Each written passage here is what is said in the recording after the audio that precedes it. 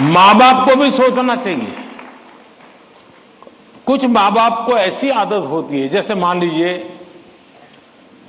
किसी मां बाप ने मां ने बहुत बढ़िया खाना बनाया है और बेटा आया, किसी न किसी कारण से उसका खाने का मन नहीं है, लेकिन बहुत कम खाया, तो मां क्या कहेगी?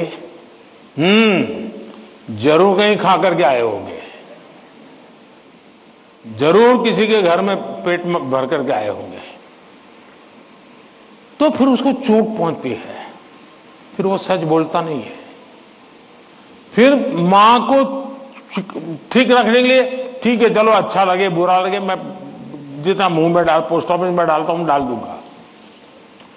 ये ट्रस्ट डेफिसिट पैदा हो जाता है। हर घर के अंदर ये अनुभव आता होगा। आपको माताजी ने पिताजी ने मानो आपको पैसे दिए और आपको कहा 1 महीने का तुम्हारा ये 100 रुपया तुम्हें देते पॉकेट का, और फिर हर तीसरे दिन पूछते हैं वो 100 रुपये का कह दिया। अरे भाई तुमने 30 दिन के लिए दिया है ना, दूसरा मांगने तो आया नहीं तुम्हारे पास, तो भरोसा करो ना। अगर भरोसा नहीं तो नहीं देना था।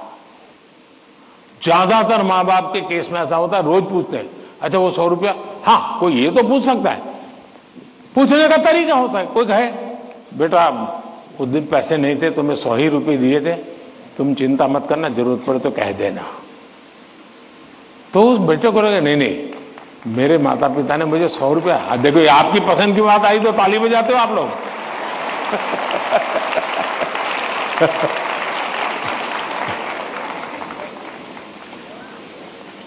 अगर वही सवाल ये पूछते 100 का क्या किया, इसके बजाय कह दे, तो बेटा कहेगा ना मां बिल्कुल नहीं, मेरे पास पैसे हैं, सफिशिएंट है। यानी हमारा एक दूसरे के बीच बात करने का तरीका कैसा है, ये चीजें सामान्य जीवन में जो अनुभव आती हैं वो फिर धीरे धीरे धीरे एजुकेशन सिस्टम के साथ रोजमर्रा की हमारी अपेक्षाएं होती है, उसके टकराव में कन्वर्ट हो जाती है। फिर कहा मार्क क्यों नहीं आए? बस तुम पढ़ते ही नहीं होंगे, ध्यान देते ही नहीं होंगे, क्लास में बैठते नहीं होंगे, अपने दोस्तों के साथ गप्पे मारते होंगे, हो सकता है वो पैसे हैं सिनेमा देखने चले गए होंगे, मोबाइल फोन पर रील देखते होंगे।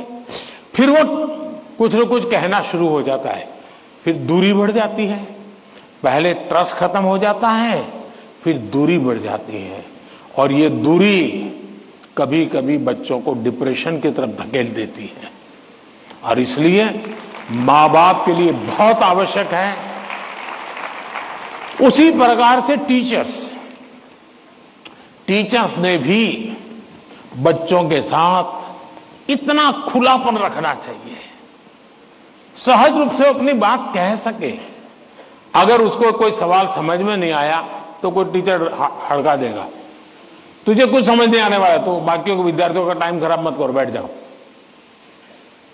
कभी कभी क्या करते हैं टीचर भी, जो 4-5 होनहार बच्चे होते हैं ना, उनको वो बहुत प्रिय लगते हैं, उनसे उनका मन लग जाता है। बाकी क्लास में 20 बच्चे हैं 30 बच्चे हैं, वो जाने उनका नसीब जाने, ये 2-4 में अपना मन लगा देते हैं, सब चीजें वाहवाही उन्हीं की करते रहते हैं, वही रिजल्ट देकर गए।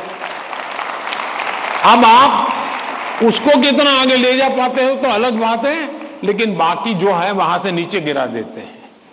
और इसलिए कृपा करके आपके लिए सभी स्टूडेंट समान होने चाहिए, सबके साथ इक्वली। हाँ, जो तेज होगा वो अपने आप में से जो अमृत है वो ले लेगा, लेकिन जिसको सबसे ज्यादा जरूरत है उसके प्रति अगर आप सिंपैथेटिक, और उसमें भी मैं मानता हूं उसके गुणों की तारीफ कीजिए। कभी एक बच्चा बिल्कुल वीक है पढ़ने में, लेकिन उसके हैंड राइटिंग अच्छे है, तो उसके सीट पे जाकर के अरे यार क्या बढ़िया लिखते हो तुम, कितने हैंड राइटिंग तुम्हारे अच्छे हैं, क्या स्मार्टनेस है तुम्हारी।